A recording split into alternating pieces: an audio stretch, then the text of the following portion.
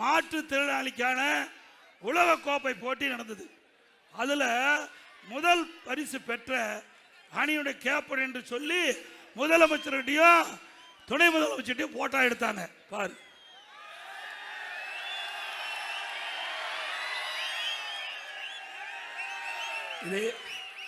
இதில் என்னன்னா, உலகக்கோப்பைக்கு போய் போட்டி போட்டு வென்றார்ல முதலமைச்சர்கிட்ட என்ன கோப்பை, முதலமைச்சர்கிட்ட எந்த கோப்பை காட்டுறாரு, அப்புறம் துணை முதலமைச்சர்கிட்ட எந்த கோப்பை காட்டுறாரு?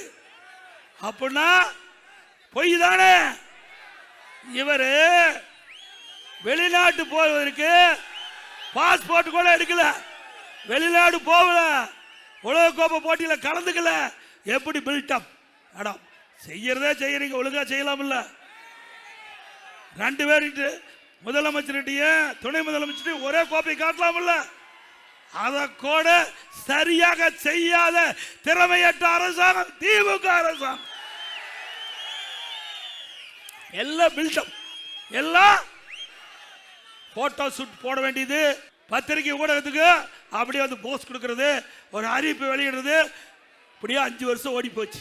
5 ஆண்டு இப்படி ஓடி போய் விட்டது. விலைவாசி விண்ணை முட்டுக்கிட்ட அளவுக்கு உயர்ந்தாச்சு. அரிசி விலை 30 ரூபா ஏறி போச்சு. அதே மேல என்ன கடல் எண்ணெய் 60 ரூபா ஒரு கிலோ, பருப்பு 1 கிலோ 60 ரூபா, விலைவாசி உயர்ந்து போச்சு. இதை தடுத்து நிறுத்த இந்த அரசாங்கத்தில் எந்த